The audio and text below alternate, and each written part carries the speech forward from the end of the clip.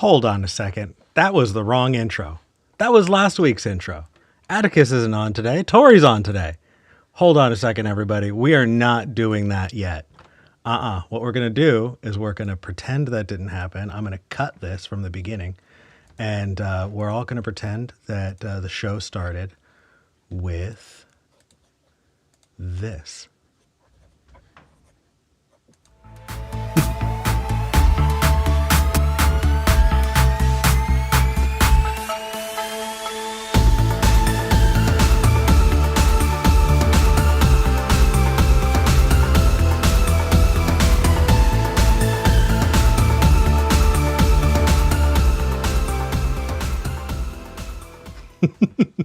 Hey, everybody, welcome to the show. Thank you so much for joining.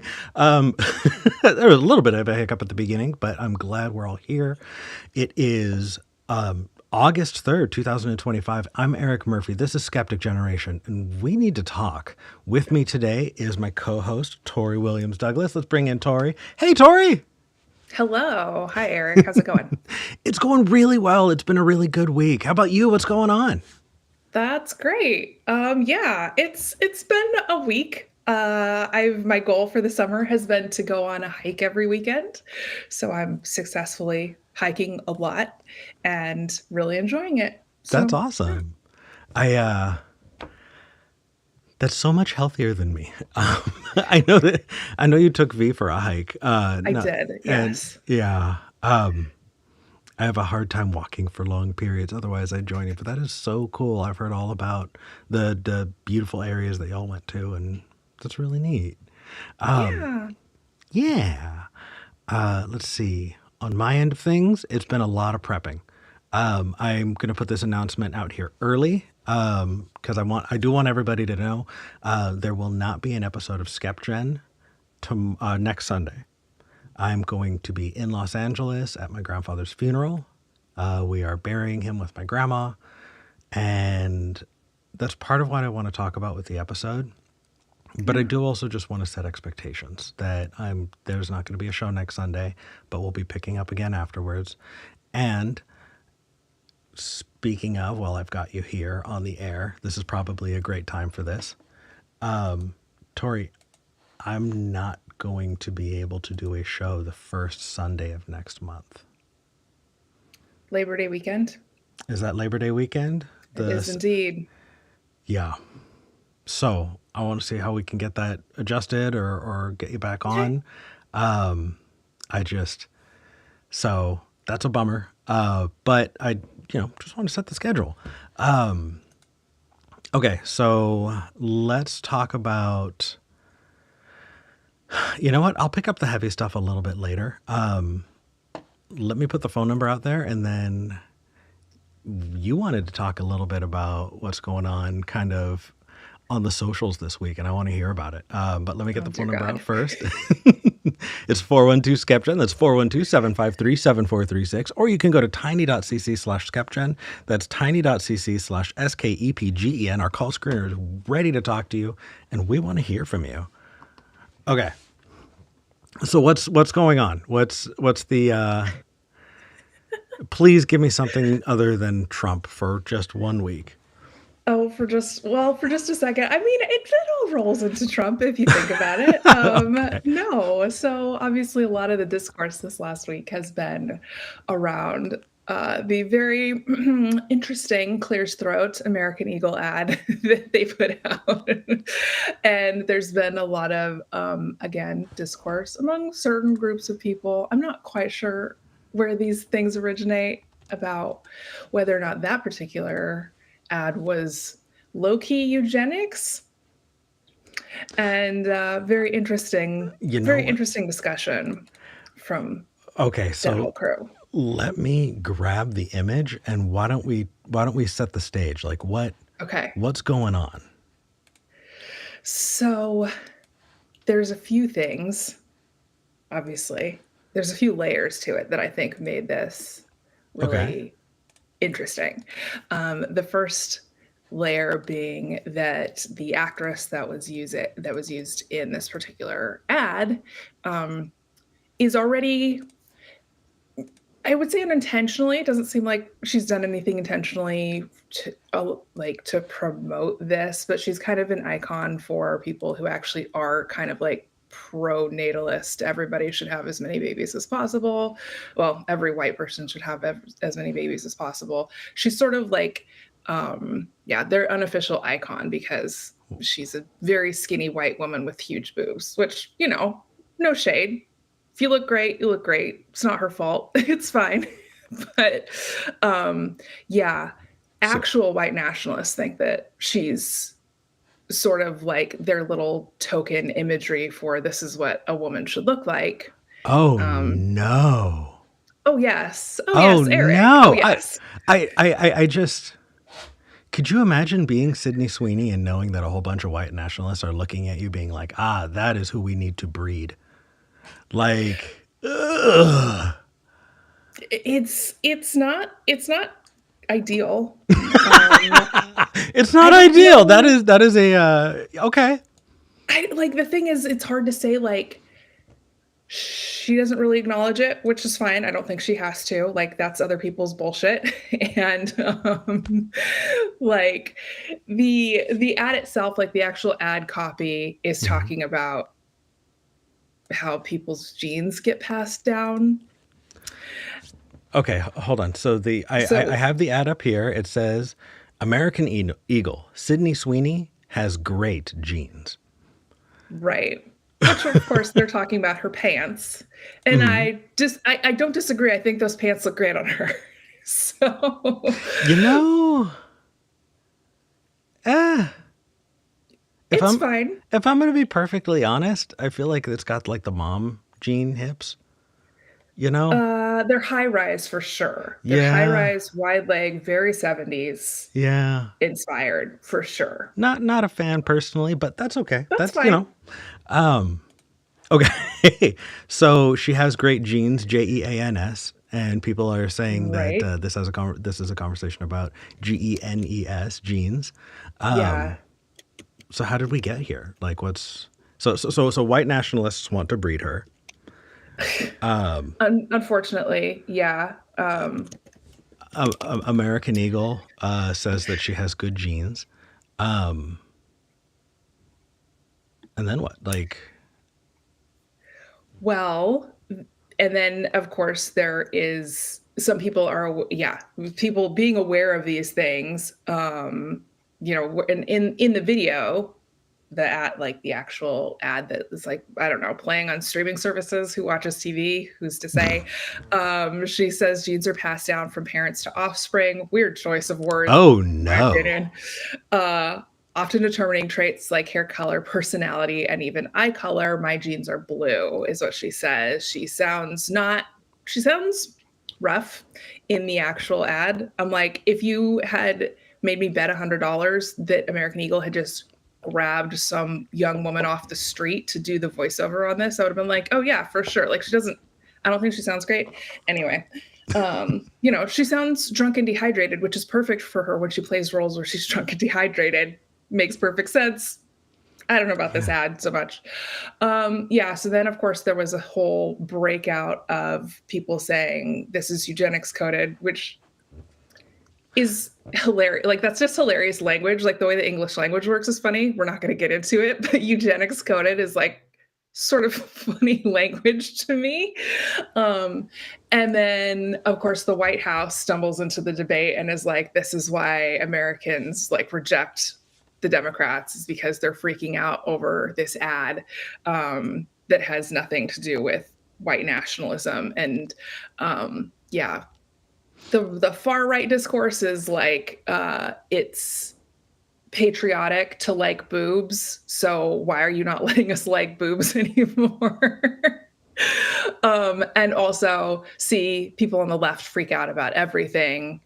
We can't do anything right, why bother, right? American Eagle of course says this has nothing to do with eugenics, we're just selling genes. Hold on. Okay. So if the ad is obviously a tongue-in-cheek play on genetics because things being passed down from parent to child, and then we were talking about something else. Here's what Yeah. we were really talking about because I have Yep. blue genes. Like, they're obviously very clearly like putting it in this, double entendre space. And then the fact that people are wanting to engage with this double entendre is a, huh. Well, then they're gaslighting you for reading into it, right? Which is really interesting.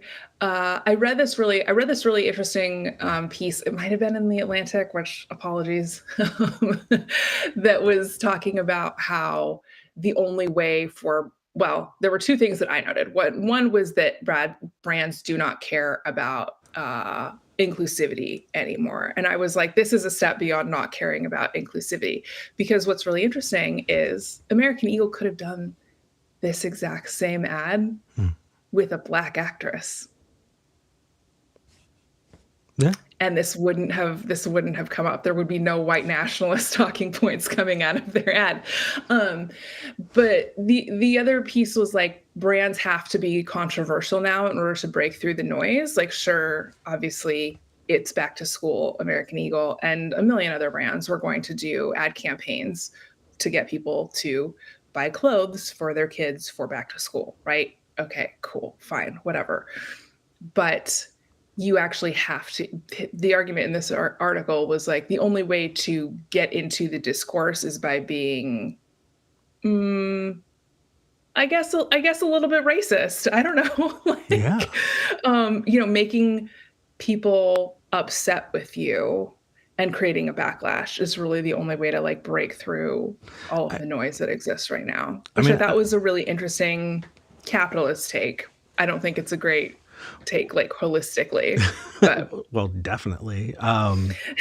Like I think so I only had a passive reading on this. I was not part of the conversation that was had. The first thing that I saw is I was like, oh right, American Eagle has is having a controversy with one of their models. The first thing I thought was, oh, they're probably sexualizing minors again. And just immediately I was like, oh right, long history of such. Right. Yep. And so the fact that it wasn't that, I was like, oh, hey, that's cool. But that also plays into the whole, like you're saying, right, needing to create controversy. So I know we've got some really awesome calls on the line, but this kind of brings in the topic that got hit on last week. And I would love your input here. Because yes, I want to talk about grieving. Yes, callers on the line, please stay on the line. We do want to talk to you. There was a big conversation about capitalism and big businesses and our relationships with them. And I would love your take, honestly. So hear me out. I think I've got a point here. Okay.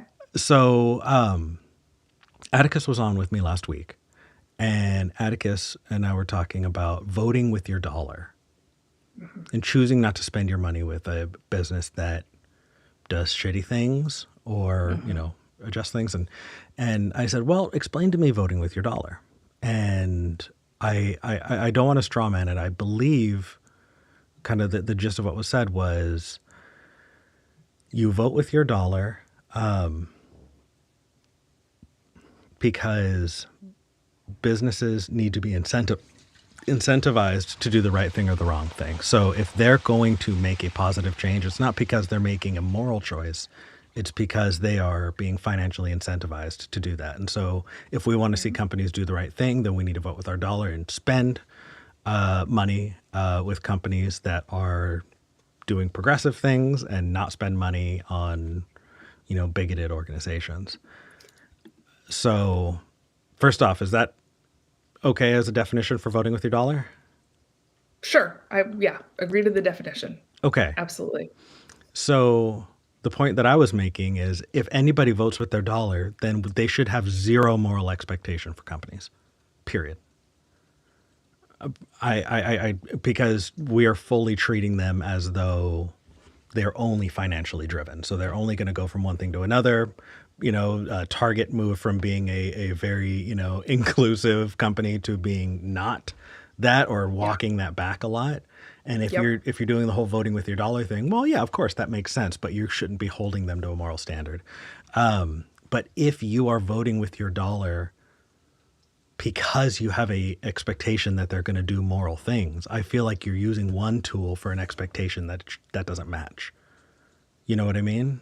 Like, Hmm. if you have a moral Okay. issue, you're not voting with your dollar by going or not going because you're removing yourself entirely from the situation. I think that the idea of financial incentives on one side and the very explicit amorality of a company and voting with your dollar don't jive. I don't think that there's a I don't think you can get from A to B. They seem similar, but I don't think that those I don't think that's a tool that should be like it doesn't feel like it works to me. That is it's a really great point.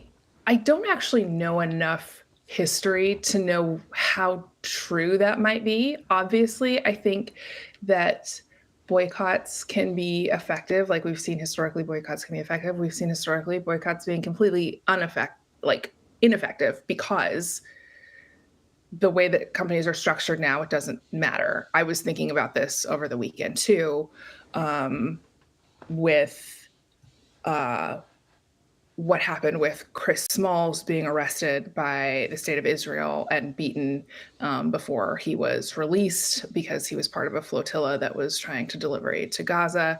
He is kind of the head of like the figurehead, maybe is more of the right word, of the Amazon unionizing effort, and was the leader of, I believe it was the first Amazon warehouse to officially unionize. And so, been thinking about his last week that he has had in a and thinking about like the effectiveness or lack of effectiveness of boycotts and voting with your dollar. And this is actually, I got to be honest, Eric, this is something I could get really into the weeds on. But, I mean, I you know, asked. a lot of Starbucks is another company where individual locations will unionize and Starbucks will just close the location because they don't need it. They don't need the money. This is what's so interesting about the way that businesses work now is they actually, if you're a large enough business, you don't need consumers coming into your doors. You can just shut down any problem that you happen to see. I think that I think that maybe in a vacuum, voting with your dollar is an effective tool. I think that for your own emotional well-being and your own ethical kind of uh, stability, I would Mhm. say it makes a lot of sense. I have not been shopping at Target because fuck them. What are we even doing here? They're So, not being affected by it, right? Like, okay. So, if that's the case, then saying I don't want to like spend money there, it sounds like what you're saying is this is purely a personal thing that we are performing, for other people so that we can show we're part of an in group or not, in another. But it, kind of, but if that's the yeah. case, then like I fully go with that. Yeah, that makes sense to me. And if that's the case, I kind of want to call bullshit on everyone who thinks voting with your dollar is a concept that even like makes sense because I like legitimately I because that you're not saying that on this kind of free hand free hand of the market type of way. You're talking about moral grounds, right? If you're saying Mhm. personally about yourself, I'm not going to vote, I'm not going to shop at this company because they don't jive with me morally, then let's just pull that entire conversation about voting with your dollar out. And I really do like that too because I think that we have done way too much work for big companies to justify shitty behavior and go, oh, well, of course they're amoral. Fuck that. Like, fuck that. If you want to be viewed as amoral, you're fucking evil. Like, legitimately, Yeah. if you are running from any kind of moral accountability and saying, well, of course I'm going to do whatever it takes to make money. No. And if that's the case, then it's not a voting with your dollar thing. It's just, yeah. Okay. Thank you. That was a total aside, but it was something that was talked about last week, and I was like, oh, I want to hear what Tori has to say. So, Yeah, I think for me at least, I can't speak for other people, but I think for me at least, just looking at the data and how ineffective all of these boycotts have been, that like do it for your own integrity. Like I think that's 100% valid. Completely respect it, but doing it for like the effectiveness, at this point, I'm not seeing that yeah. as an effective move. I wish it were. I really sincerely, I do wish that it made a difference. And so far, at least, it's really not because of the way we've structured our economy and corporations and Congress, and the fact that like bribery is legal as long as you go through the proper channels. All of these things, right? That it's like, what are we really accomplishing? So yeah, I very much do it for myself, but there's a point at which like there's no pure supply chain, right? So ultimately I can't buy anything if I want to have like complete integrity, because someone is being harmed somewhere in the process of anything that's being produced, unfortunately. Yeah. No, what is it? No ethical consumption under capitalism. Right, exactly. Yeah. No, you're absolutely right. All right, let's hop over and grab our first call. Robin in Texas called in right actually before the show started and has been waiting and wants to talk about how to argue with people without being a bigot. And I am very interested. Robin, you're live on the air. I hope that my voice is coming through clearly too. You're sounding good. Yeah. Hi, Robin. Wow. Okay. Hi. Allie, right? Tori. Tori. Yeah. I'm so sorry, Tori. Okay, It's that'll okay. be easy to remember now that I messed it up. Okay. Hi, Tori. My first time talking to you. I would be remiss if I didn't say, V, if you can hear me, oh my God, I would love to see you again, and just hear your voice. Jon Stewart doesn't come back to The Daily Show every day, but he's there once in a while, and it helps me get through, and seeing you would, yes, it would. But anyway, I would be happy to argue with you about the crap that rolled out of your mouth a moment ago. Okay. Call me out. What's up? What do you mean boycotts don't work on one hand, and then on the other hand, and then okay, hold on. No. Let's start with that one hand. Did I say boycotts don't work? No, but what did I say? Corey, I think I did. Oh, okay. I said they have not been effective recently. Got it. Then I'll let you two talk. No, because I'm going to lay out a little framework here because that's how I work. I'm sorry, but I have a moment and I'm going to use it. Okay. No, and the other thing that I'm going to try to take down, and this is what I need help with, is increasing my rhetoric so that I can at least be more convincing, if not correct. Okay, and the other thing I want to shoot down is that voting with your money doesn't work. It absolutely works, and it is an aesthetic that you drape yourself within, just like wearing a hoodie. But it's also an aesthetic, and other people see it, and other people are influenced by it. And if you can convince them, then they can adopt because it's what your fundamental thesis seemed to have been throughout that entire tirade, in my opinion, excuse me, Eric, I have nothing but respect for you, was that we need to treat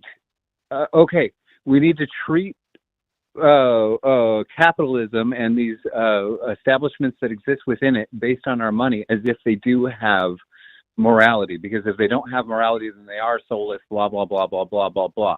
No, they are soulless, and we've known that the whole fucking time. Then why are you giving them your money? What? Then why are you Because giving them what your else money? do you do? They've eliminated every other option from you. You can buy every single thing that you want through the eBays, and you can make sure that you're only ever going to the farmer's market, but then you have to have transportation. Like, they've designed this system around you so that you must feed the tree of capitalism with your capital. You must. And Okay. that's why rebelling against it is a good aesthetic to adopt, and you should. Everyone should.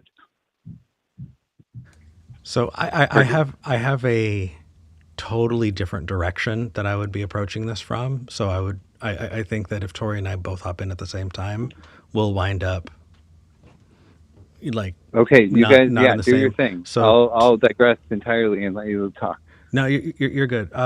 Tori, do you want to go first and talk about how you don't think it's been super effective, or I can go first and talk about my piece? You can go first. Yeah. Okay. And I'll share Okay. afterwards. Cool. So, Robin, we're going to couch the effectiveness of it until you Okay. can talk about that with Tori. Okay? Sure, got it. Okay. So, the issue that I have isn't that it's not effective. It's not that it doesn't work. It's that I feel that we are having a bit of cognitive dissonance. That on one side of it, we're talking about morality. And on the other side of it, we're talking about influencing an amoral system. And so Yeah. I think that when you do an action on one side, it's not actually impacting the other side, or we should have no expectation that it will. And so, like, I would say that that's true, but only because the people at the top are taking way too much. And if it was more evenly distributed throughout, then if it was impossible to make more than a certain amount of money without it being taxed at like 90%, then there would be a lot more people sharing the load at the top. And that's the way that we make the change, in my opinion. so Or I think that solution is a solution to one of the issues that people might have as a reason to systemic. It's not happening in a vacuum. None of these are like, Robin. There's no divide and conquer. It's all one thing. No, it's not, Robin. So let me separate that out a bit, right? People don't just vote with their dollar because of, poor distribution of profit. That's a big one, yes. But the one that the example that came to mind last week was talking about Target and its performative allyship, and then pulling that away the second that they didn't feel it was politically advantageous. That's another one. Yeah. Do you think those two are connected? No, I think that every Okay, single corporation needs to be boycotted if you are listening to what I'm saying and taking it on board. So the reason I'm asking if those are connected is because you said, well, they're all connected, and I don't think they're necessarily all connected. Like literally Okay. everything, but Okay, maybe in some nebulous way that doesn't matter in your opinion. hold on. I'm just on the practicality of it. These are two separate issues, right? So state them again very clearly for me, so I'm 100% following you, and then make your point. Sure. Yeah. So I want to make sure that I'm tying this back to the original point. Sure. But let me just... And just let me know, Robin, let me just, completely. yeah. I'm communicating in a way that's boorish or crude or terrible. Tell me, and I'll work on it. No, I love getting fired up. You're super good. So I'm taking this aside just to correct something that you said, and then I want to move into the bigger issue. The correction that I want to point out is, and this is only because I want you to be more effective when you communicate this, they're not all connected, right? So, we talked about two examples. One example is how C-suite executives take the lion's share of profit, leaving their employees with very little. There's very little distribution. It's totally not even. And that we should boycott companies that fuck their employees over so that they can give golden parachutes to the people at the top. That is one cause to boycott, correct? No. No, that is not a reason No. that people Yeah, boycott that's companies. that could be part of it, like That for an is individual. that, I guess and it's like subscribing to a religion, right? no, What no, no, reason no, do no. you Okay, hold subscribe on. to I your religion? cannot follow you that far down a rabbit hole. I do want to stay on Oh, this really quick so that we can move on okay, to the okay, actual okay. topic. Yeah, So, yeah. is that a cause that people boycott? Okay, so not being distributed in wealth is Yes. a thing that people can boycott. Yes, Yes. but Okay. Cool. That's I all I needed. Now yeah, the okay, next thing. The next thing is performative allyship, and the example was Target, right? Being very very sure. pro pride, LGBT until they right? weren't. Yeah. Until they weren't. So that is another reason that people used to boycott, right? Yes. Okay. Are those two the same thing? No, but that's divide and conquer mentality. Well, Yeah, no. but they're not. They're It's the same. They're the same thing in that they're both social issues. That they're both class versus upper versus lower, and people trying to divide and conquer us and make us think that we're in separate groups when we're actually all one big ass group. So I actually disagree because I think that the solution to one thing might not be the solution to both. And I think we need to No, be sure, I okay, no, yeah. and I'm not so going to say that every solution. No, the solutions are 10 times more complicated than the problems, and okay, then we need 2 or 3 different iterations of each solution to find the one that works. so Like, I'm then not trying to say that it's all simple. well, Robin, when you say that they're all the same thing and the solution is to boycott, I'm saying that we need to make sure we're identifying them, that we're not blending them together, we're not mistaking them for each other, so that we can have a direct conversation about how to fix it. So that's the point that I was I making think about that. I But that think is that not the there's hill I'm willing to conversation. die on. I do want to get to the I larger think that point. there's room in the conversation for that. I think that there's more than 2 people having this conversation. I think there's more than 2 people listening. I think there's more than 2 people that are going to have their own conversations after having listened to this conversation. Okay. And you are influencing a lot of people every day. Yeah. Every single time that you say something, there's people who say something very similar to what you said who wouldn't have said something otherwise. Right. And so Um, the point that I'm trying to draw people to is I want them to think about when they are interacting with capitalism, and I want them to separate out the morality from the capitalism. Because I think that everyone in this call would say that capitalism is inherently immoral. yeah. Not And yeah, amoral, immoral. fundamentally. Yeah. Yeah.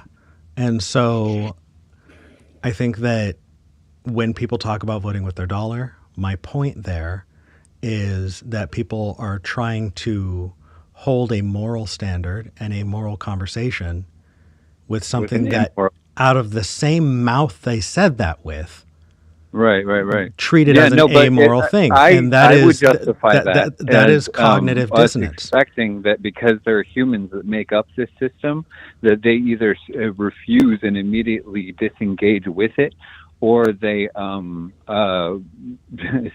seize the means of production and take it over and say, now this is how it is, period.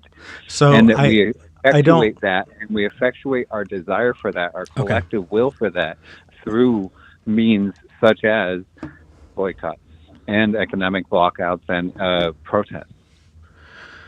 So I want to be super clear. I'm not saying don't protest. Sure.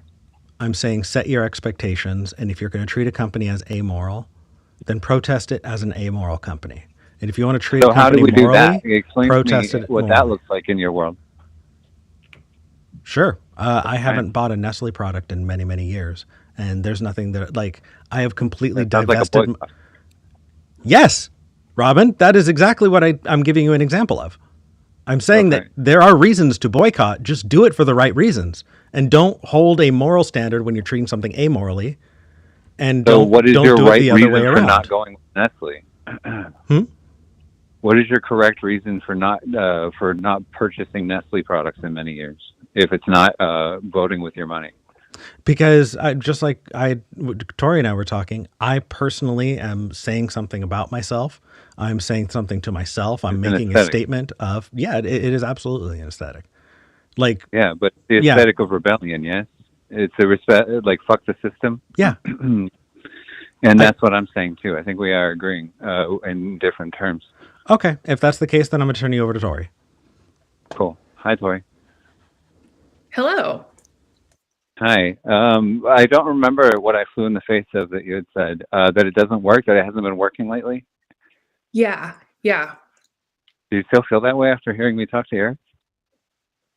Oh, okay. So I guess there's kind of maybe two issues here, right? Again, that like it can work for, I think it's important to do as individuals, as I said earlier, like I haven't shopped at Target in a long time because of their rejection. Well, a lot of it is like their rejection of what they said was their values around, inclusion, equity, diversity, those kinds of things.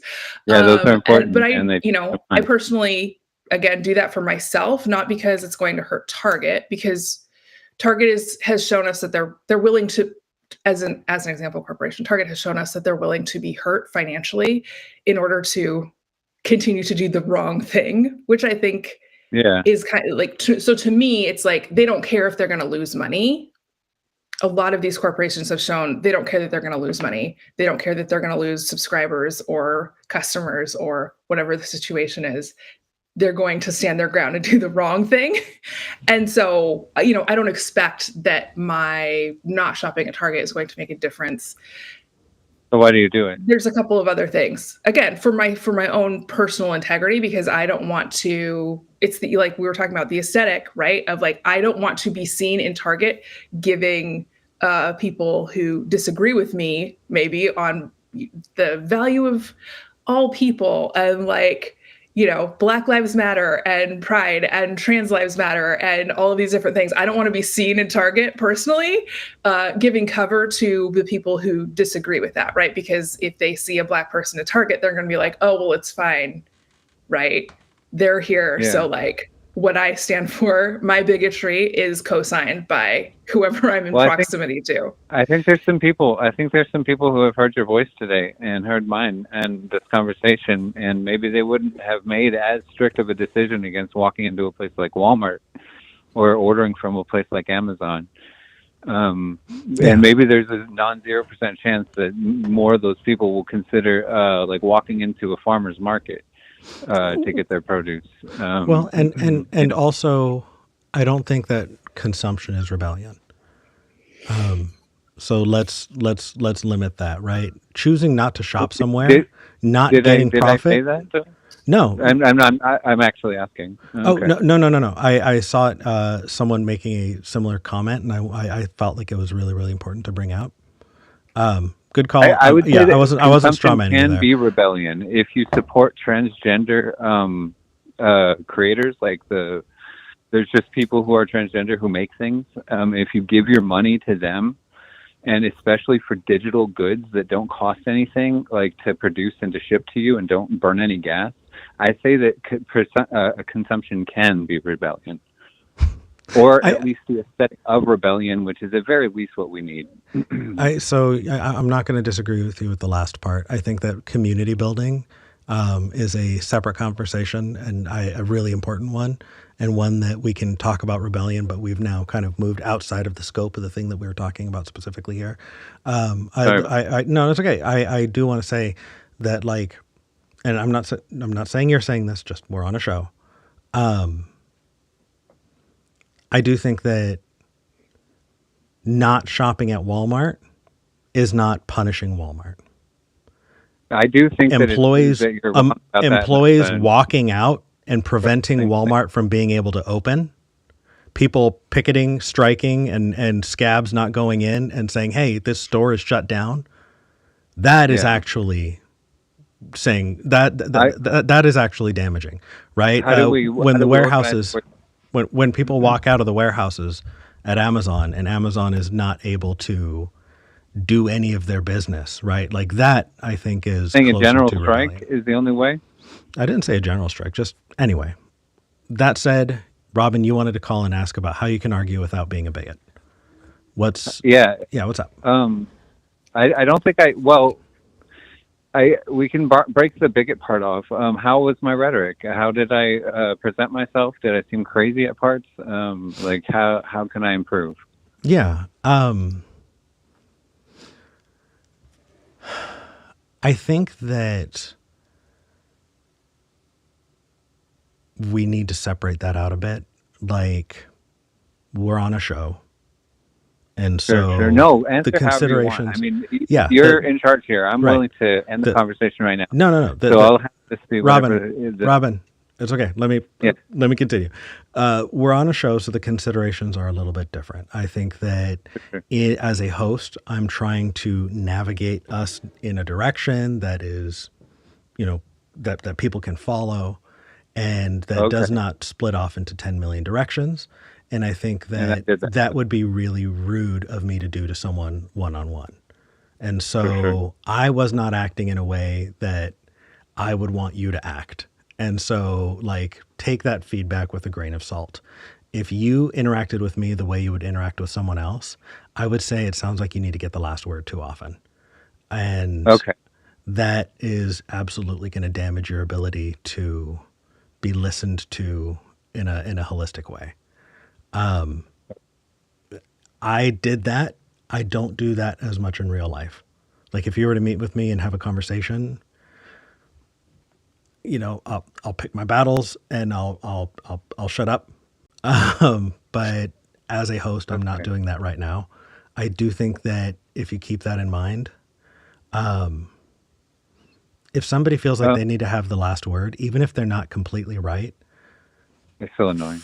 Yeah, I get it. Well, yes, it is annoying. What I was going to say was you can still, if you keep your eyes on the prize, if somebody wants to make a point way off in left field, okay, good for them. Let them have that. But keep your eye on the prize, pick your battles. And if you die on every single hill that comes up, you're never going to get there. So let them have little things. Don't feel like you need to have the last word on everything so that you can get to the point that matters to you the most. I'll take that on board. I'll have you know, I found you through your, basically through your team up with Holy Kool-Aid, but hey, yeah, Thomas. But more so because your debate content, your very earliest debate content. I watched a bunch of you debating See It, and that's what I was like. Yeah, no, I need to pay attention to this dude. That was back in the day. Yeah, and I was inspired to even give a crap about debates through watching Bill Nye, the Science Guy's debate with Ken. And that's what got me to even look into Holy Kool-Aid and yourself. I think I don't know which one was the chicken, which one was the egg. I found you guys at very similar times, but his streamlined content towards debunking stuff, as well as the ape lady. I love her, Gutsick Gibbon. Mm-hmm. Their like straightforward presentation of that content is so streamlined and like bite-sized and digestible. Yeah. And I have to cut this content out after a while because I need to let my interest like a bumblebee move to other topics. Well, we'll be here when you get back. I'm glad you did make it though. Yeah. No. Thomas, thank you for being here. Is what I'm trying to say. Sorry about that. No, you're good. Thomas was my roommate. We spent all of COVID together. Heck, when he and I moved in together, we broke up with our girlfriends on the same day and comforted each other through the grief of that. We just realized we were in situations that we didn't want to be in. And so we're just like, you should break up with her. You should break up with her. We'll do it together. It was, the whole thing. But I'm glad you're here. And Tori, is there anything else you wanted to say to Robin before we move on? No, I think good. Thanks for calling, Robin. Appreciate it. Hey, sorry I cut you off. I think you said you had two other points that you wanted to make, and I didn't even like the conversation progressed differently. But thank you so much for taking the time to speak to me. Yeah, for sure. Take care. All right, bye, guys. I had a realization when we were having this conversation that was kind of interesting. That was like, I very frequently online see lists of like companies to boycott, and it's like 20, 30, sometimes 40 or 50 companies. And it's that really got me thinking about like the effectiveness of, something like the Montgomery bus boycott was effective because it was like super, super targeted. And it still took, I don't know, I can't remember exactly how long it took. I believe it took over a year. And I'm kind of thinking about like how I'm not seeing any examples of like the scattershot sort of effect working super well. Obviously, there are some people who disagree, so would love to see some examples of where it is working if people have those in mind. Yeah. But yeah, I mean, like again, the corporations have really chosen to do the wrong thing, even though it's going to cost them money. And so, yeah, I mean, sure, like we can like make their stock price go down a little bit or up a little bit in the case of maybe Costco, right? But Yeah. are we changing the layout of capitalism in terms of like who the major players are? Like I haven't. I feel like capitalism has created for us the focus, the breadth of options that we have, and that's the problem.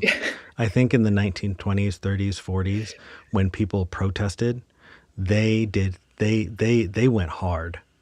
And I feel like the reaction was, okay, we're going to make unions legal and protected, and then we are going to legally limit the things that they can do. So we're going to say, hey, here's the tiny little thing that you get. And in return, we're going to take away all of the effective things that make you useful. And when we talk about the scope of what we can do when we protest, I think that we're choosing between ineffectual options for a reason, because those are the only options that our capitalist overlords fucking gave us, because they know that it doesn't work. And so for me to talk about options that are effective and useful, I'll get on a list. So I won't do that. Like I promised V I was not going to put us on a list. But I fully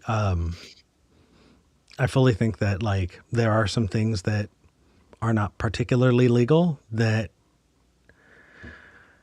example, I'll give one. I think V will let me get away with it. I hope. If not, I'll say I'm sorry later.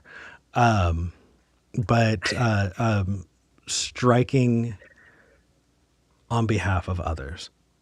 That is something that used to happen. It used to be that if one mill in one coast was on strike, or let's say a grocery outlet is there's a strike, people in grocery outlets all over the rest of the country, even in other countries, they step out in solidarity. And I think that solidarity made it fucking important and in the front of everybody's minds, because now everybody has a reason to pay attention.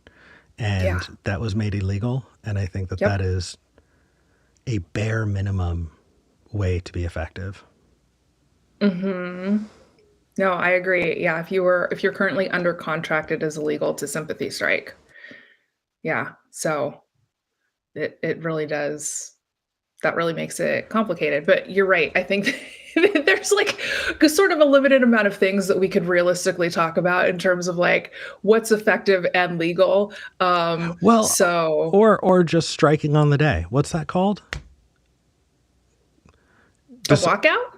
No, there's a name for it when everybody goes on strike right now. Normally there needs to be hey, we're going to do this on this day. Notice. Oh, right. Yeah. What is? I don't know exactly what it's called. Striking without notice. People in the live chat, can you give help us out? Yeah, it's a something strike. It's not a bulldog strike. It's a. Got it. Okay. Yeah.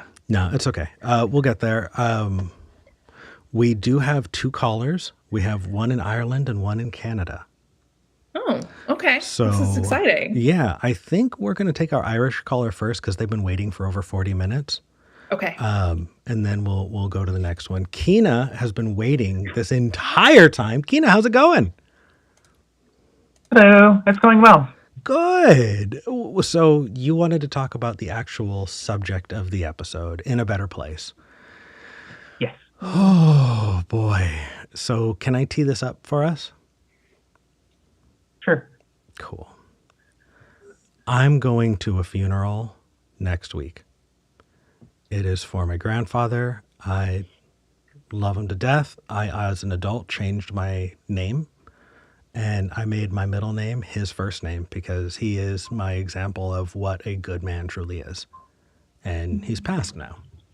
And he even died in a way that I want to be. He, anyway, I'm sorry. I will digress forever about that. The thing is, I know that he believed in heaven. And I think that if anybody deserves to go to heaven, it was my grandma, who passed away 12 years ago. And my grandpa has been missing her ever since. And so I'm going to go to this funeral and people are going to say, he's with your grandma now. And that is beautiful. The concept, the imagery of it, just what he fucking deserves cosmically. And as a believer, I got to have comfort in that. And as a non-believer, I no longer take that comfort. And it sucks. And it's a big piece of what I wanted to talk about today. And so it looks like you wanted to talk about the idea of, people being in a better place, especially people that you love. And I want to hear what you have to say about it.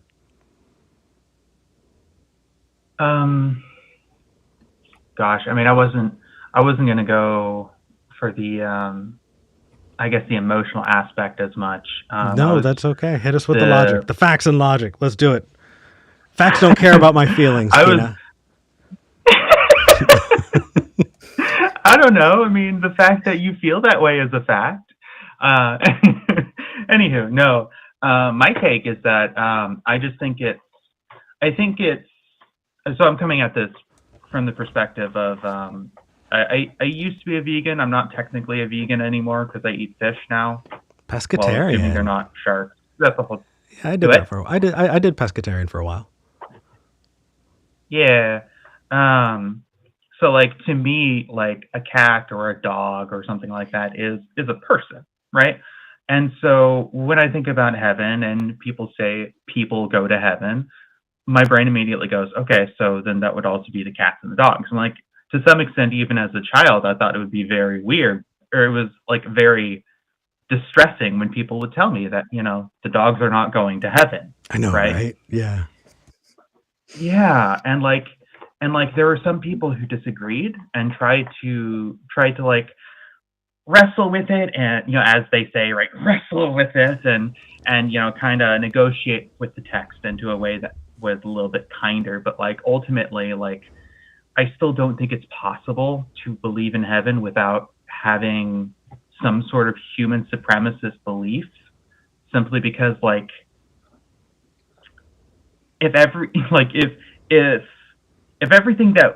living being that could be considered a person went to heaven, right? Like there would not be much space left for the humans. Like even if it's like an infinite space, right? You have like, most of the inhabited space is like everything that's not humans and this little bit over in the corner, I guess. Yeah. And like it doesn't seem I practical. like this version of heaven though. This sounds really beautiful. Yeah. It's interesting. This is kind of part of the reason why I've shifted my viewpoints over the years and I'm not so intense about it. Like I'm leaving at the beginning of September, right? For 10 days. I'm going to go, V and I are going to go spend time with a friend. And those friends are Christian. They're progressive Christians. And I can tell you that they would look at you just dead ass, be like, no, of course your pets are in heaven. What is wrong with you? Like, they are Christian and they would probably agree with you on that. And so the idea that there's this hard line, Christians believe this, when the fact is, it varies and it totally depends on who you're talking to. So I think I think that if a heaven exists and if souls exist and all of that, then yeah, there'd be a lot, there'd probably be a lot there. That said, I think I'm faced with my own bigotry here, because I am absolutely prejudiced in favor of humans. And I think that, if I don't recognize that and say, hey, just so you know, I'm probably going to choose humans over not humans, I would just be dishonest. you know? So I don't know. What do you think, Tori? Yeah, I mean, oh, okay.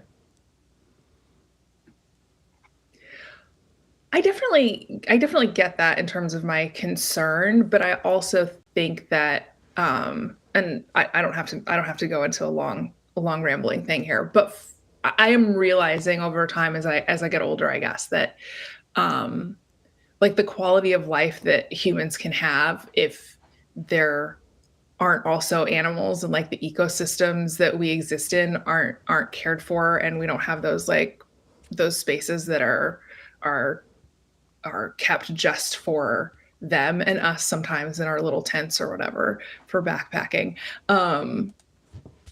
Like our quality of life really goes down. So I think we are really interconnected in a way, even though like, yes, if I had to choose, you know, between unfortunately like a cat and a kid, I would save the kid, right? If those are my choices. Like I'm never going to be in that situation, right? But just like hypothetically. So yeah, I think we're tied up together in a lot of ways. But I mean I definitely get the impulse of like, if you can only save one, which is like horrible. I shouldn't even have brought that up. But anyway, No, sorry. Go ahead. Tori, that's honestly the basis of why I said that. Like, if I, you know, talk about the sentience of animals and their emotional capability and, you know, what they're able to experience and the quality of that experience, like, I have to recognize that, yeah, I'm right there with you. Like, I do have a serious preference towards humans. And I don't feel bad about that. I don't think I need to change that. That is an inherent quality of the character, you know, of what I'm talking about. And I think that definitionally that is a kind of bigotry, and I'm okay with that. I don't think this personally. Like, if yeah, because like if I would also save a human before I would save like a dog, right? And I'd save a dog before I'd save a cat. But like, I would also save a friend before I save a stranger. It's not so much, at least for me, I don't think it's so much like a bigotry as it's just like I am going to help the people most connected to me, right? And humans are inherently more connected to me than any other species. So the definition that I have of bigotry is discrimination based on a classification. So if you are discriminating against someone based on their age, that is a bigotry. That is ageism. If you are discriminating against someone based on race, that is bigotry. That is racism. If you are, you know what I mean. If you are discriminating based on sex, sexism. I think that if you are discriminating based on species, you know, like that is a bigotry. That is a speciesism, I guess. And I'm totes fine with that right now. And I'm just trying to be consistent with definitions on that. And I guess the reason I bring it up is because in the notes, it says that you were saying that it is, you know, in a better place is an inherently human supremacist idea. And so that's why I'm kind of using this language, is because I'm trying to, I guess, get ahead of the notes. Right. Yeah. But yeah, I mean, that was mostly just what I was saying earlier, that like just the practicality of it was mostly where I was going with the human supremacist angle. But I guess I am. I mean, I am a human supremacist, I guess. I mean, in practice. Well. Oh, you just wait until the ethical vegans call in and they'll agree with me from now until the end of time, Kina. No, because like, I mean, I was an ethical vegan for a year there, and like in many respects, like I kind of still am. Like, I despise dolphins with a vengeance, but like I would never eat one. That's funny. That's funny. Oh man. I might. But then again, I'm petty as fuck, Kina.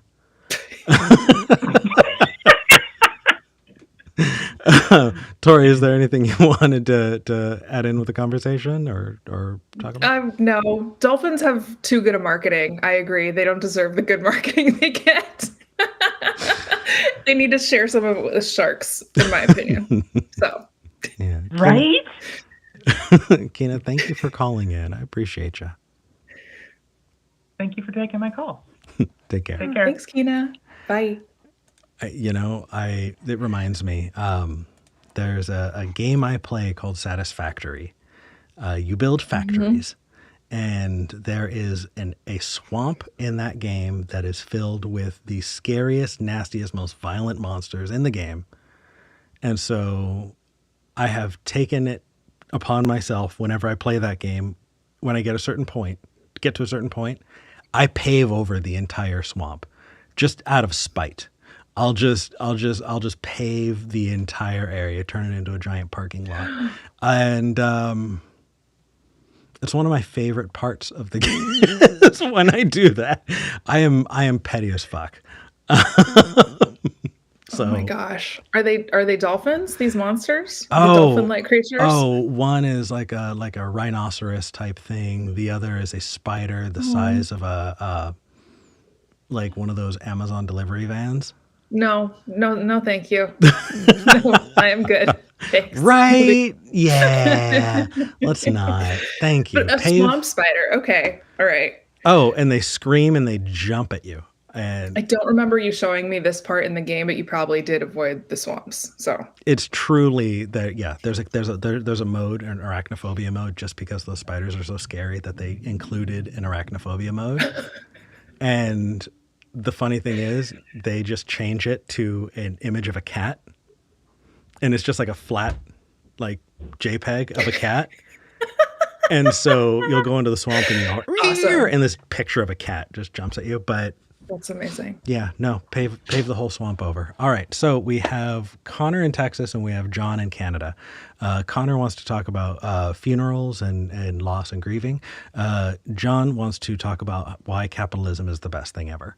I normally don't take John, but when he's called in, I've said, I know Tori wants to talk to you or is okay with it. So like, that's why, we're good with that. Who do you want to talk to first?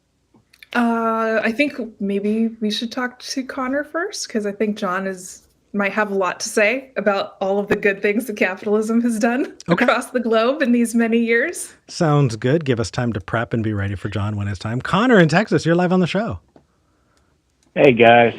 Hey. Hi, Connor. So I joined in late and I only heard I just heard the last part you said about having to go to your grandfather's funeral. Yeah, there will not be a show next weekend because I'm going to be in Los Angeles and we are going to be burying my grandpa with my grandma. So it was just I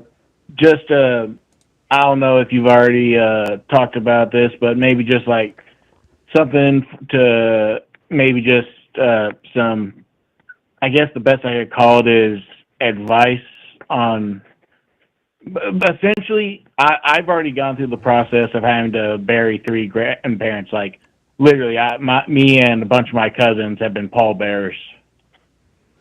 And so the thing I would say is, like, and this can go for anyone who's watching and listening, is that the best thing, whether you succeed at it or not, like, is if you get the opportunity to go up and talk about them, go up and take it. Because so with my second grandfather, I was able to get up there, tell stories, some of the good times with him. But then with my my first grandmother, I tried to go up there and I had that emotional throat where you cannot get words out. Yep. And I could not say anything. I just was up there for a minute and then went back to sit down. But what it really helped me with is that as I broke down back in my seat, it was also like this reservoir of emotion I didn't even know I was holding back that broke down along with it. So it doesn't matter if you can get the words out. I think it's just the attempt is great for anyone going through this kind of stuff, how it'll help with their healing process. Thank you. I will. I've been trying to take the time to talk about him. When he passed, I believe I brought it up on the show and talked about him a bit. So it was, he passed away on Juneteenth.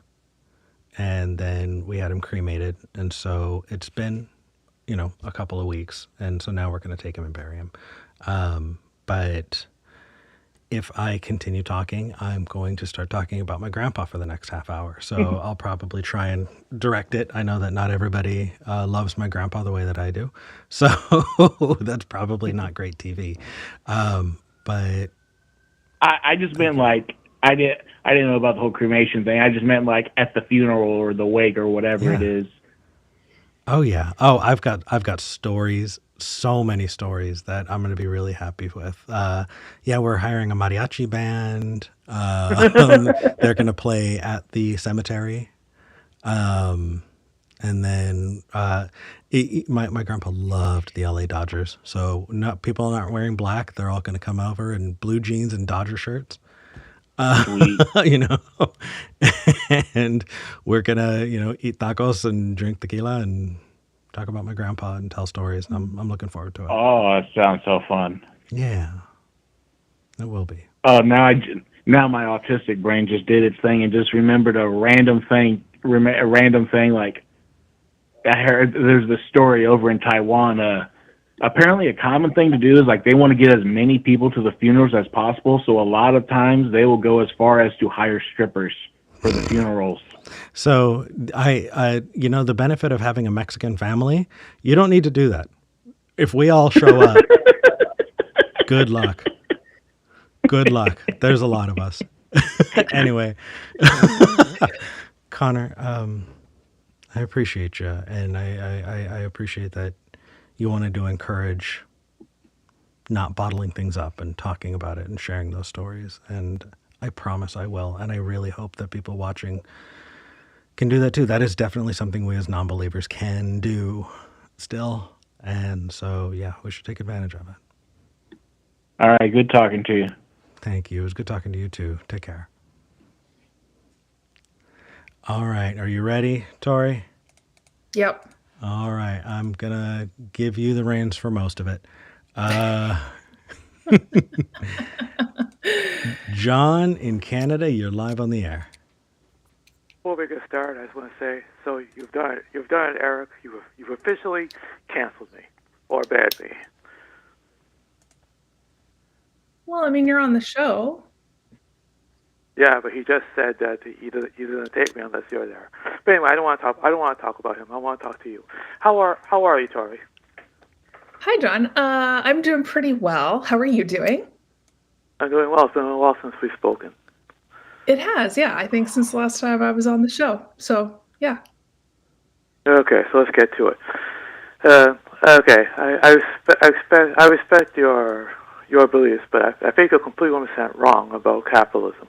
It was capitalism that lifted, or not just lifted, it formed the basis of Western civilization, lifted tons of people out of poverty, and made the very country that you live in, the United States on Earth, the wealthiest, most powerful nation on the planet, in the history of the nation, that you personally benefit from.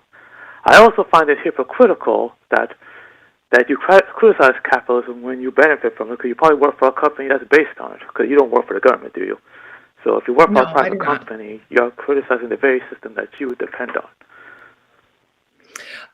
Okay, John, before we jump into that, I'm totally happy to talk to you for a little bit about capitalism. Would you mind defining capitalism just sort of as you understand it so that I can make sure that we're talking about the same thing? Sure, I can do that. But before we do that, I just want to know, is anything okay with you? What was that?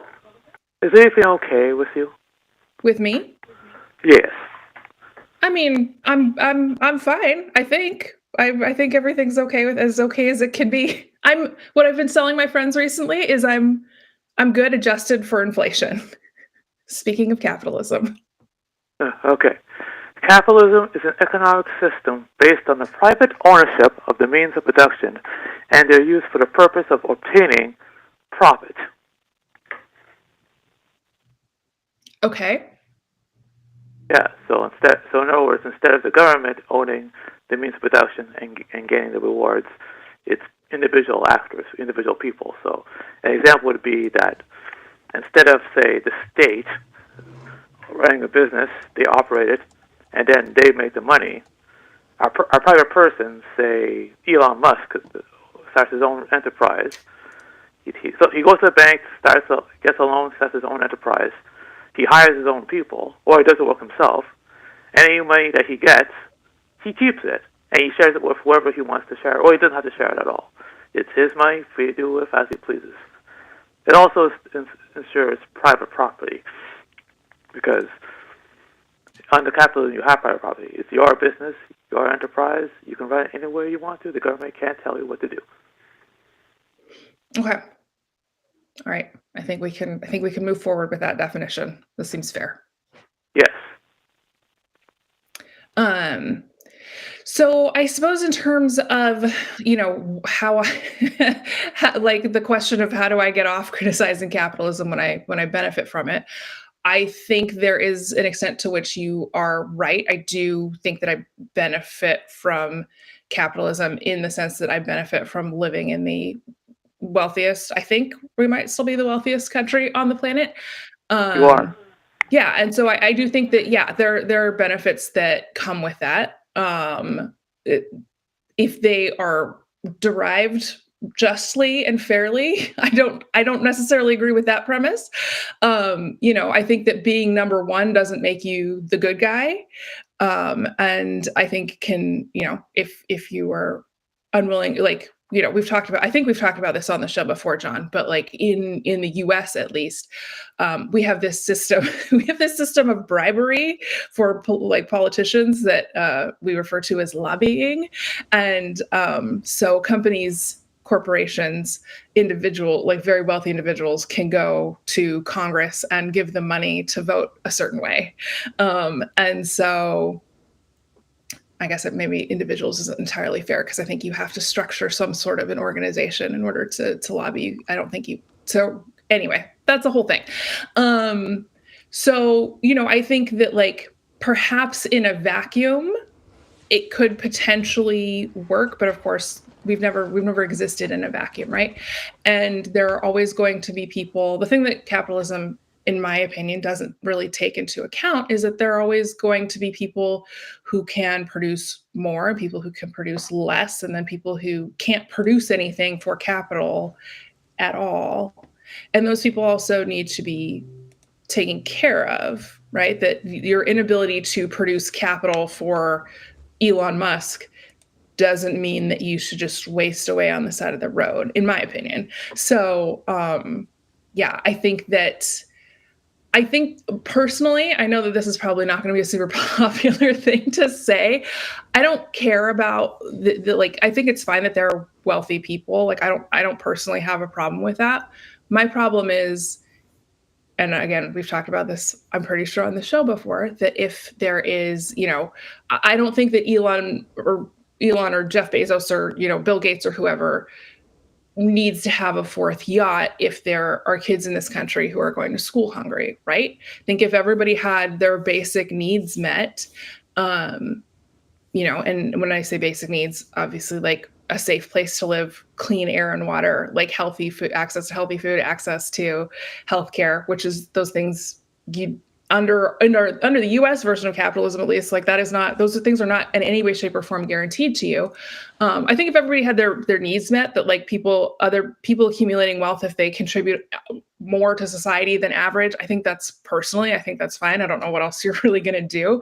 But the fact is we don't have a bottom. We don't have a baseline for people to exist. And so that's kind of where my critique of capitalism comes in. I don't think capitalism is the perfect system. I think humans are much more creative when we can come up with better systems, things that we haven't even tried before.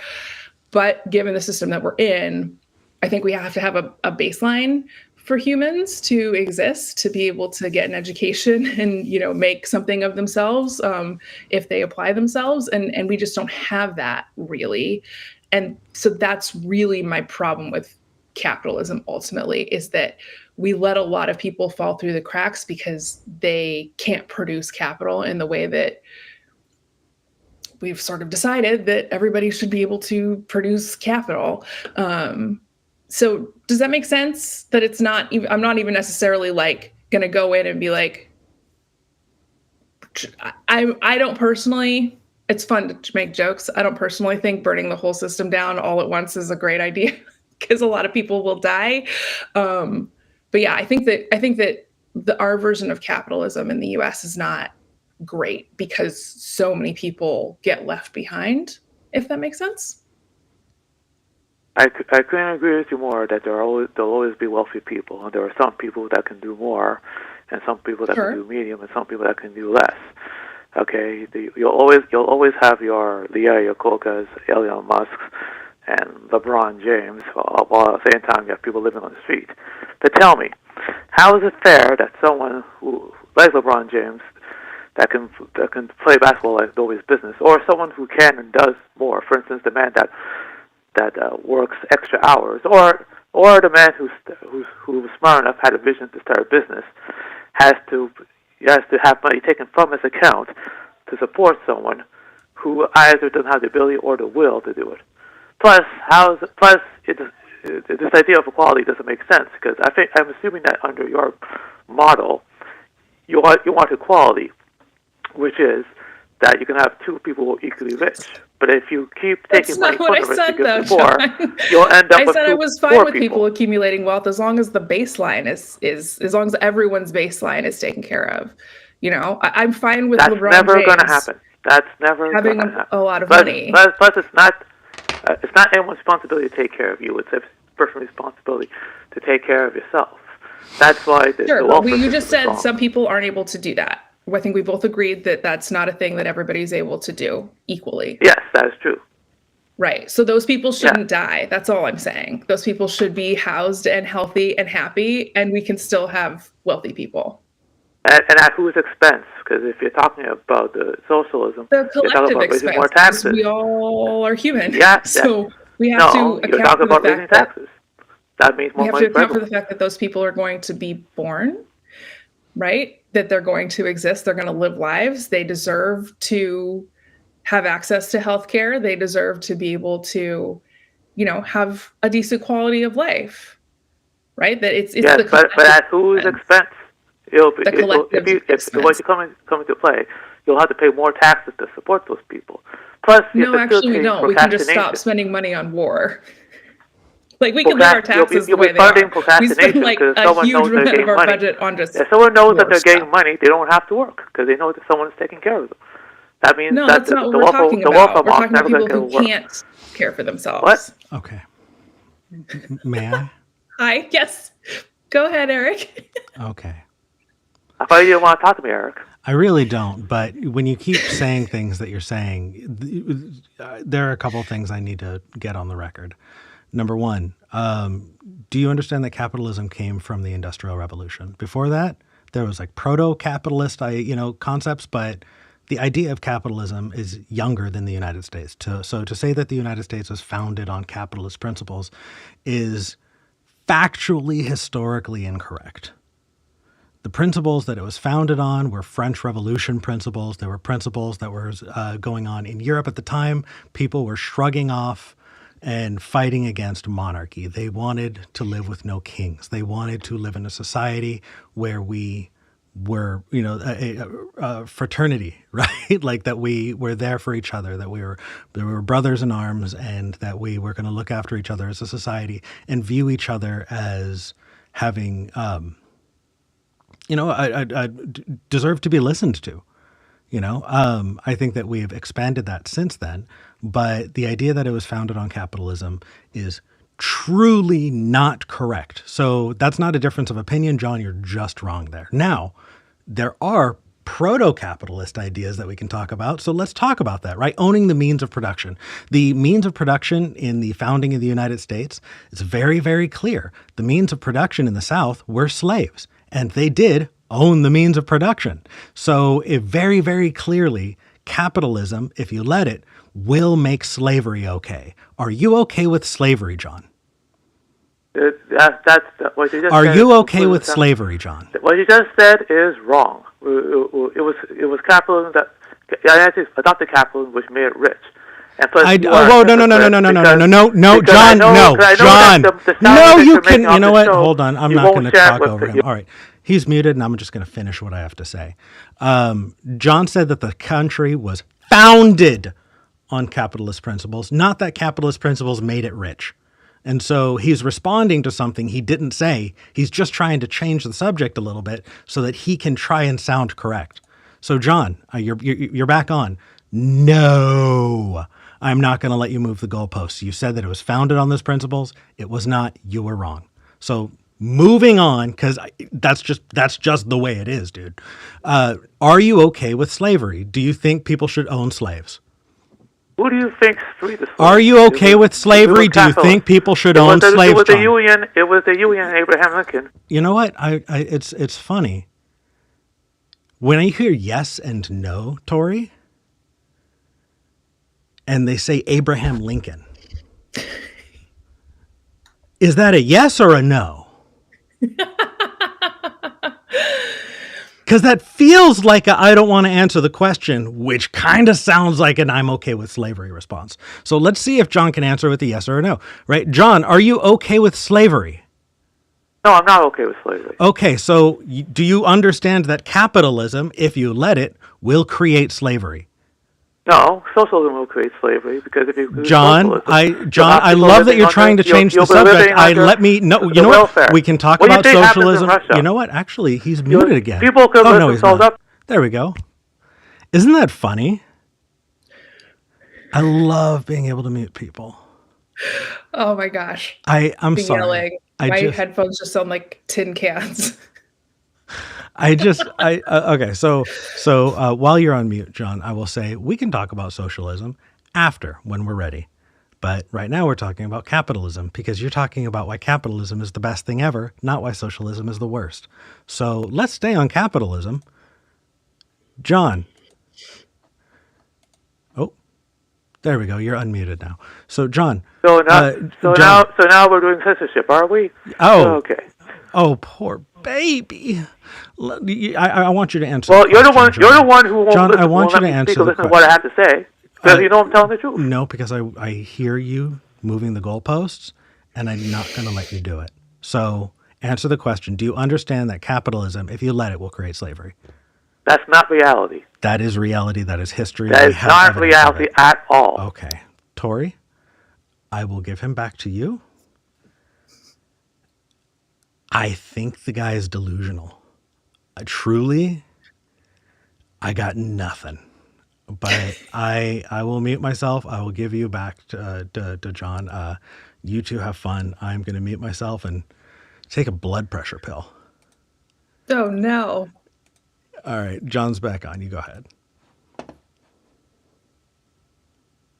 John? Yes. Okay, good. Tori, he's all yours. Okay.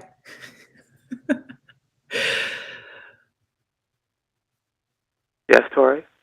Hello. You see, yeah, but you see, under capitalism, you can have tons of wealthy people who employ tons of ordinary people to give them jobs, and everyone's lifted up. You can, yeah, that's exactly true. What happens. Well, I mean, they're very clearly articulating that they're trying to get rid of the people that they employ and replacing them with AI right now. I mean, that's what the capitalists are saying out loud. So, I mean, yeah, it's a thing that can and does happen, but they would rather not have the expense of employing people. Well, look, what's better, giving someone a handout or giving someone a handout? If you give someone a handout, when you're done, they're going to ask you for more money. Then you give it again and again. And best case scenario, the person's dependent on you. Worst case scenario, you'll go broke too. How does that make sense? As opposed to giving someone a job. I thought we were talking about and make them work for their own work. But it makes them feel good. I thought we were talking about people who couldn't work. What? Right? Like those people are always going to exist, and we have to account for those people. Yes, we agree on that. And then there are also going to be people who start out able to work and then experience a disability or something else happens to them. Those people also will have to leave the workforce. I'm talking about just making sure everybody's basic needs are getting met. You're talking about making sure that a certain number of people can get wealthy. So I think we have very different goals here, right? I want to talk about my at the end of the day, my concern is only that people have what they need to have healthy, productive lives, whatever that looks like. I don't mean producing capital. I mean productive and happy in the sense that they feel fulfilled, right? And so we're always going to have that responsibility to one another because there are always going to be people who, for their whole life or for part of their lives, are not able to work and produce capital, right? We just have to admit that that's true and create a system that still cares for those people. You're talking Right? about welfare, Because otherwise which costs us we're money. bad. Which costs us money. That costs us money. That comes at the expense of the very people that you're trying Right, but to money help. isn't more important than That human life. okay, are you willing to pay more taxes to support some guy sitting on his mother's basement who won't get a job? Is that what you're telling me? Is that what you're really willing to do? I'm talking about you personally. I'm willing to pay more taxes for it.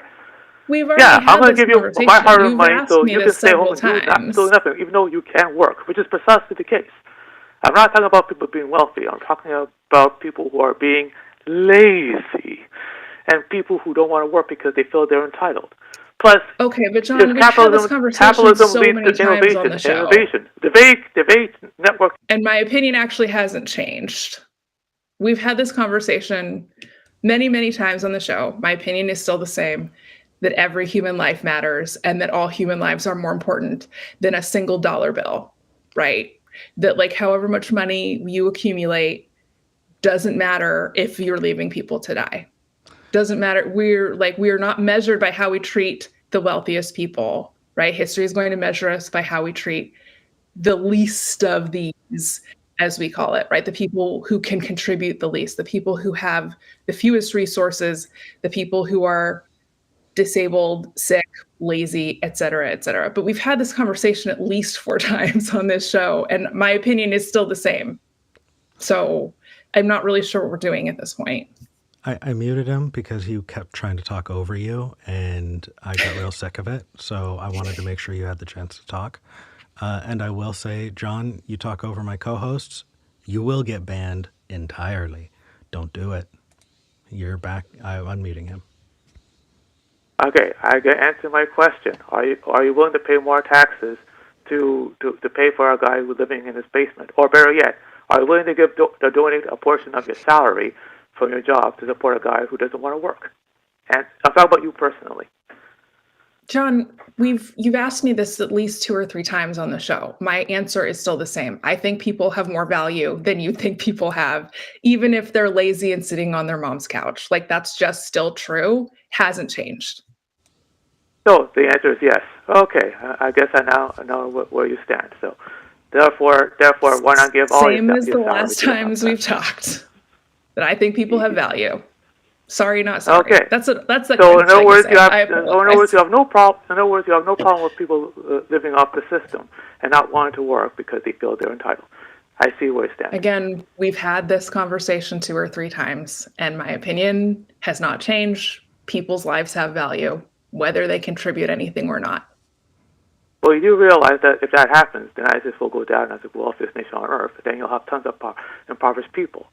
You'll have more impoverished people than more, which will defeat the very purpose that you're trying to create. John, there isn't anything you can say that's going to make capitalism lifts people have out. value because they can't produce anything for capitalism. Like you can yell at me all day long. Like that's fine. You're not going to change my opinion that people have value whether or not they can produce something for capital. Actually, he can yell at you all day long on somebody else's show.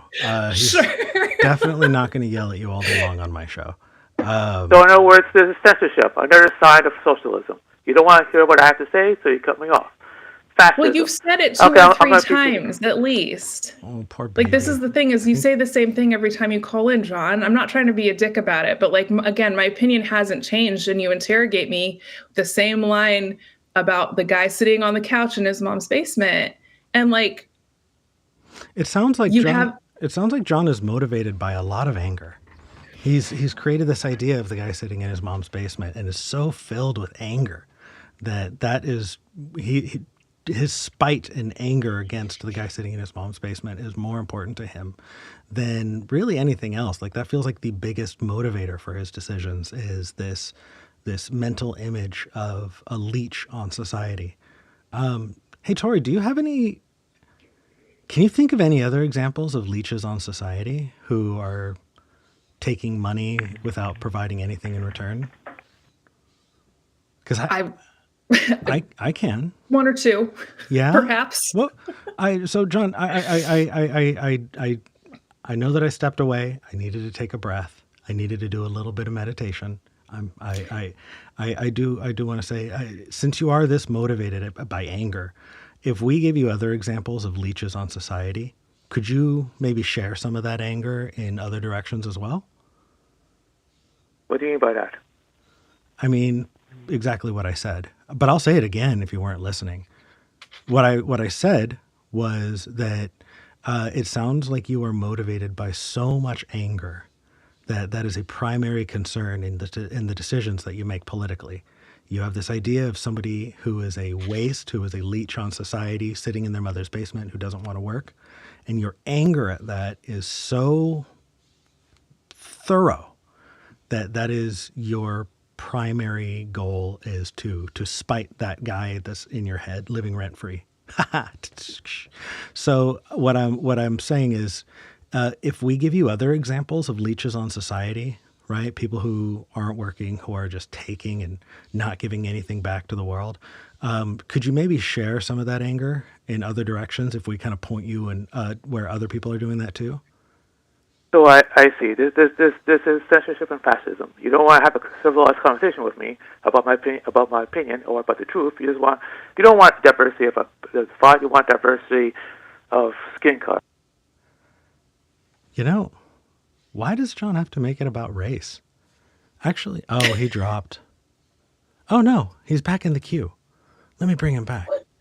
Hey, John, why did you make this a racist thing? Are you a racist? Why do you bring up race? Did we bring up race? No, yeah, you did. You said, yeah, yes, you did. You said diversity of skin color. And also a couple of weeks ago, you asked Tori, would it be same if they were white or black? Like, are you racist? Why do you keep bringing up race? Is it because Tori is here? No, I'm just saying that you don't want to hear my opinion. No. But you said we care more about skin color. Opinion besides your own. I love muting him. I think this guy might be racist. I don't know. You can have him for as long as you want. Here he is. Sorry. I mean, yeah, sure. I'm getting tired. Yeah. Okay. Hey, John. Fuck off. Bye.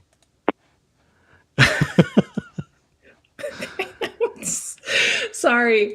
The wind has been taken from my sails. Whew. Well, when somebody talks... Mission accomplished, John. Sorry, that was a dick thing to say. No.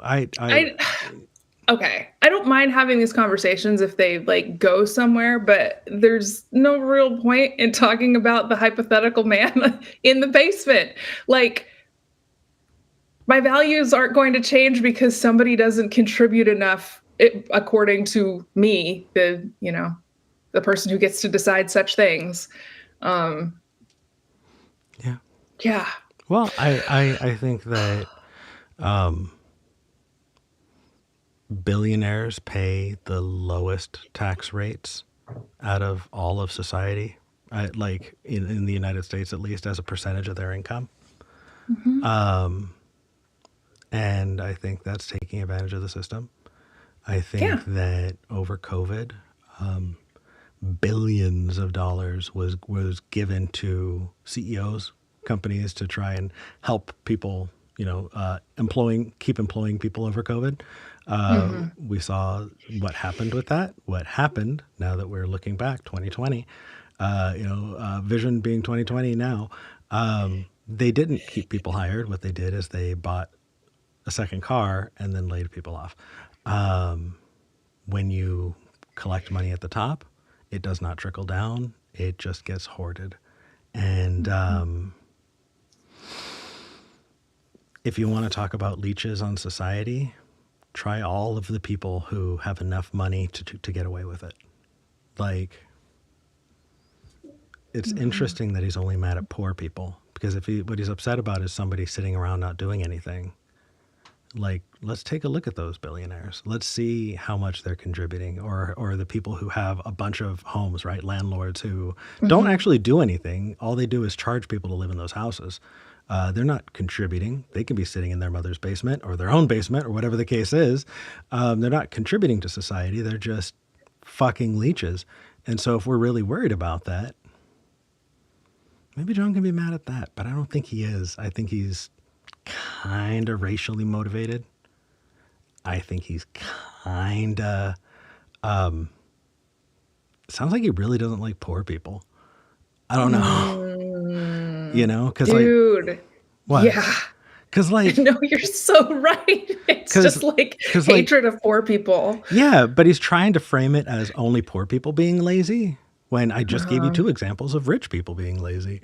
And he's not bringing up those examples. In fact, he's really against and thinks that punishing those lazy people with a lot of money is somehow moral or ethically bad. And I think that just kind of reflects that, yeah, no, this isn't about making a better society. It's about hating poor or even people. having a conversation. Oh yeah, like accusing you of censorship, but then just like the conversation, it just, you keep getting reset to 0. But would he have accused me of censorship if I was white, Tori? Oh, I don't know. I Sorry. don't know. Sorry. Yeah, I guess only people of color can be fascist. That whole, would you care so much if it was a white person? The last time you were on has been sitting in the back of my head for a month now. Going, if they were white, why? We never talked about race in that, like, ever. You guys only care about equality of skin color. I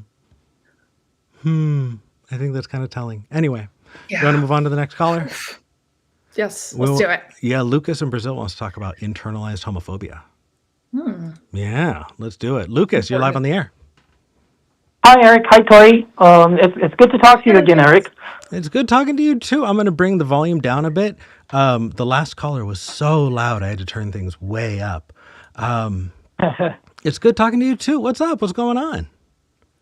Yeah, so I called in the past talking about like how my family is conservative and things like that. But lately, what's been bugging me is I have a family member who is very close to me. But he's let's say homophobic, right?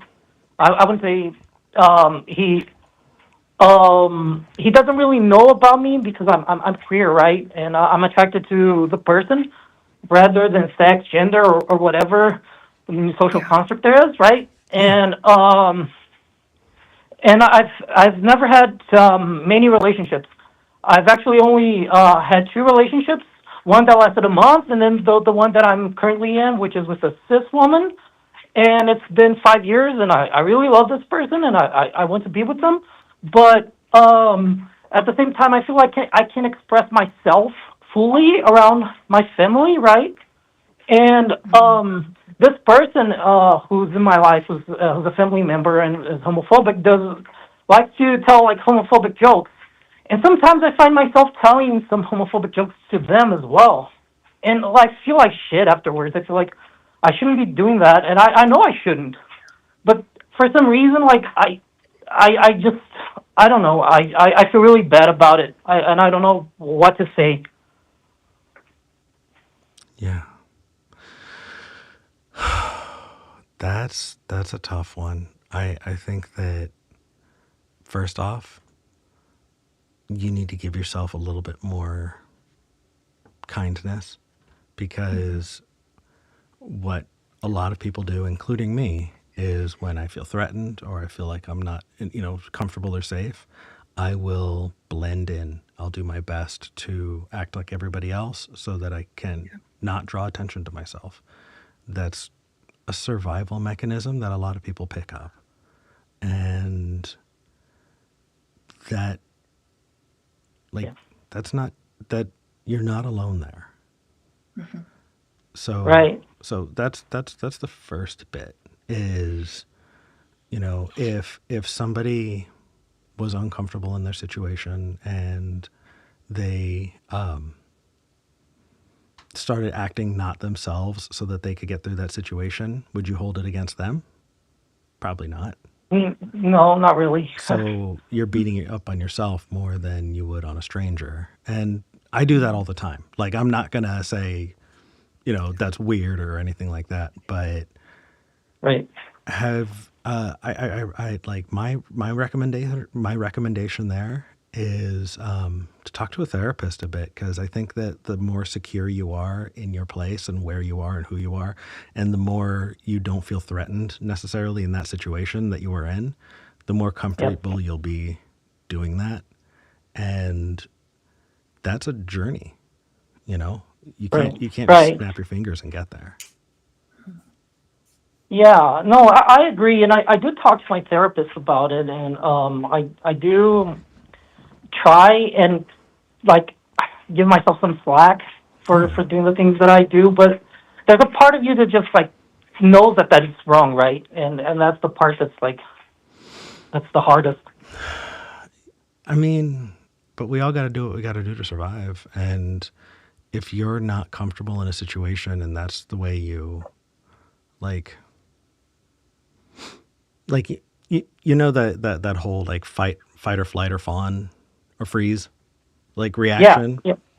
I fawn often.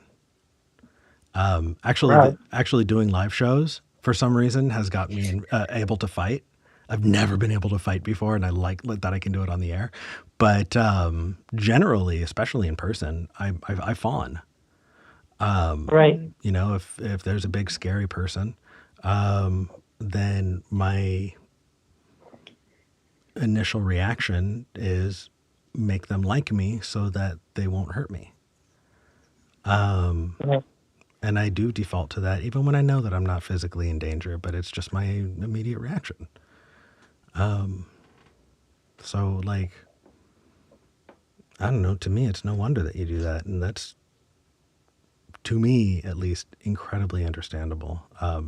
Maybe I'm taking my experience and just plastering it on you though, which is not fair, but that's at least where I'm coming from. Tori, what do you think?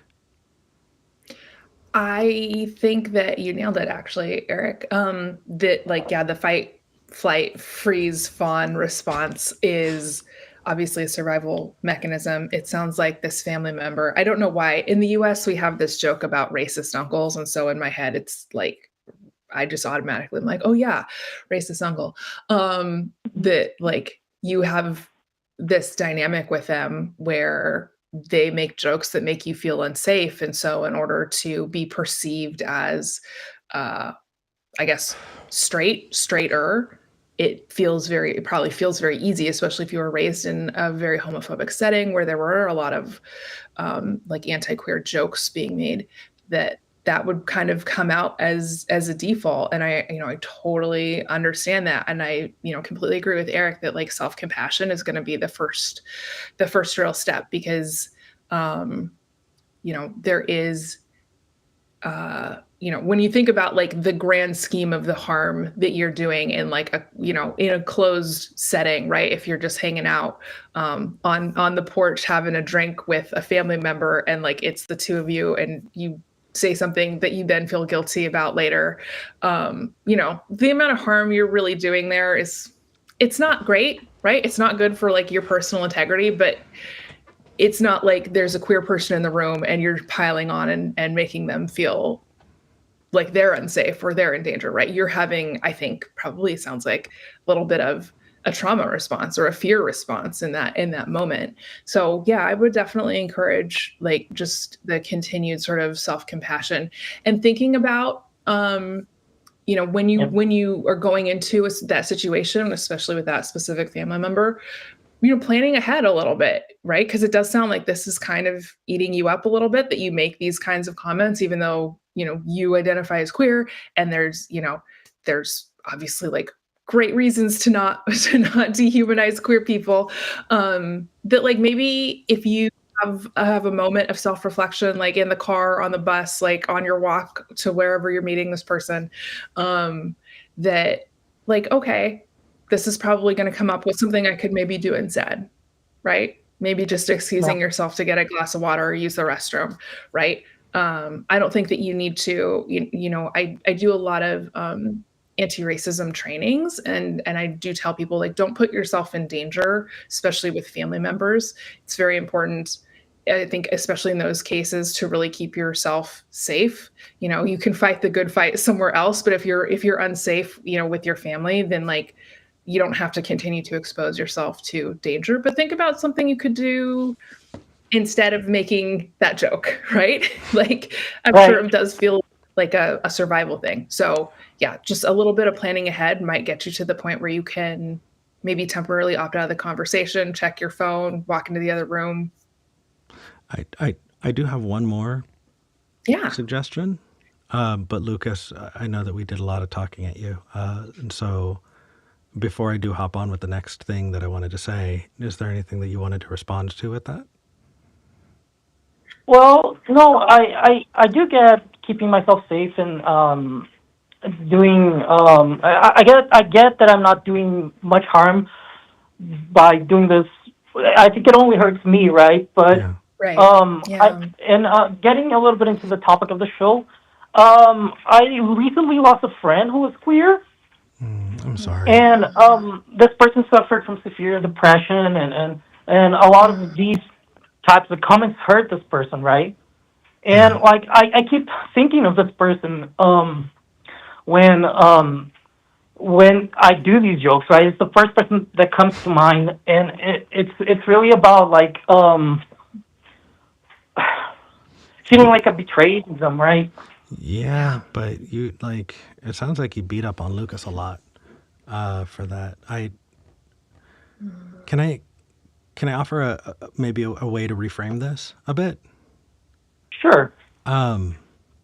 So I think there are many Lucases, and I think that just everybody tends to regress when they're around certain people. So if you're around the people that you went to school with, when you're around them again, you'll snap back to the version of you that was that way 10 years ago. You regress because that is the frame that you were in when you were with them last. And we as people tend to snap back to those places. I know that I regress to the ACA version of Eric when I'm in a situation that is asking for that version of me.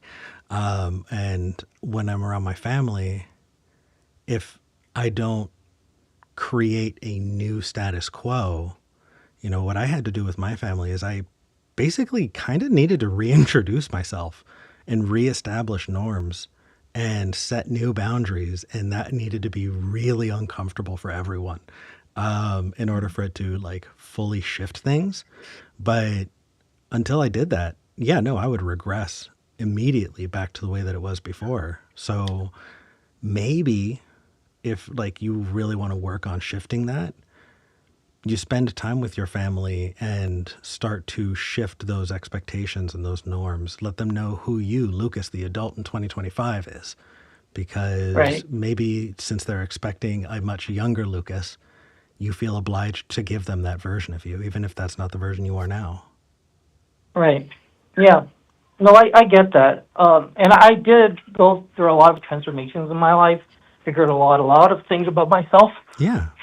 But that doesn't mean And that you did that with your family. Like there's all the progress that you made. Yes, but if the last time you were around them was before all those transformations and they expect pre-transformations Lucas, it's very easy for you to give that version of yourself to them.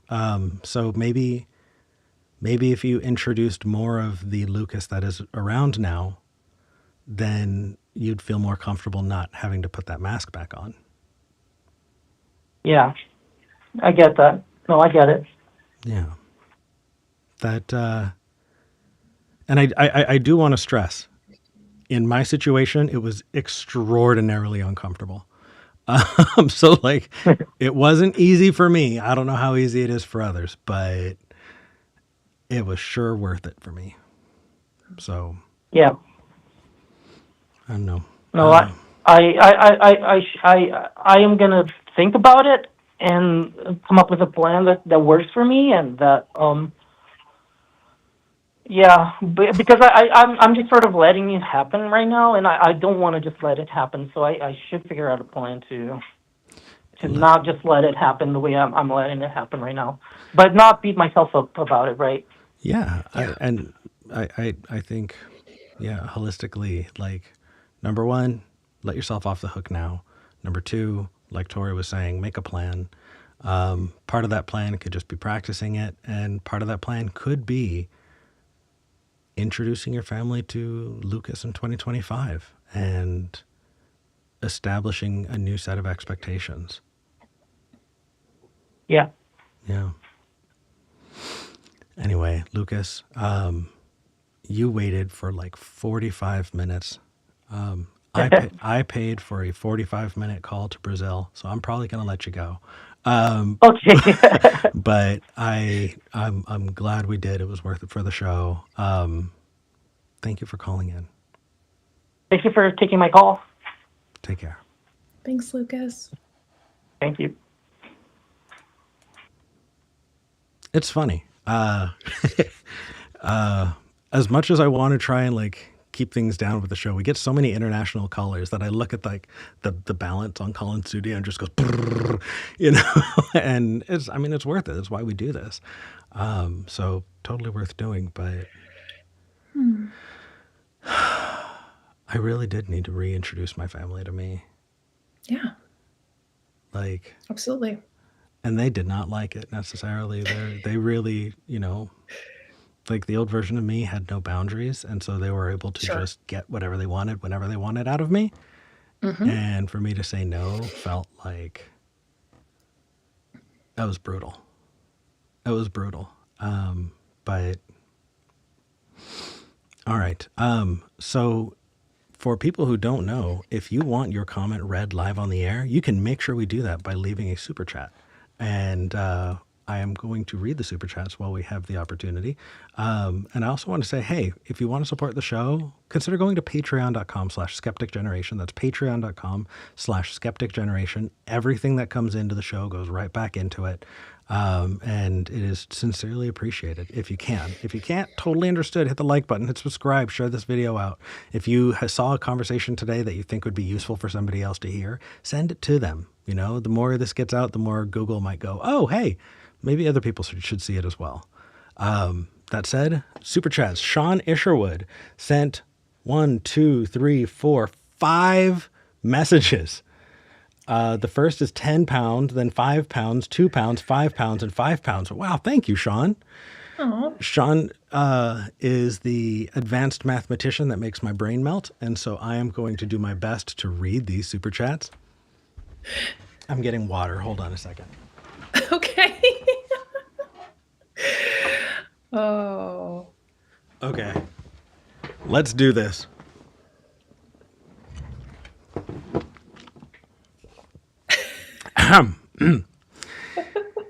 Intuitionism emphasizes constructive proof before truth. So, it is quote, it is provably not the case that it is provably not the case. That A does not always imply, quote, it is provably the case that A in intuitionism. Which is why intuitionism is not a really great system. Like, if that's the case, then I don't think intuitionism, like, the limitations there. That sounds like how people talk about brute facts. Oh, well, you know, it's a brute fact. It just is how it is. So we're not going to question it. That doesn't feel particularly useful. He continues, linear logics are the logics of resources. They are pair-consistent and have no law of excluded middle. Computers use them. So I don't think so. Computers operate using code, and that code needs to be distinct in order to be read.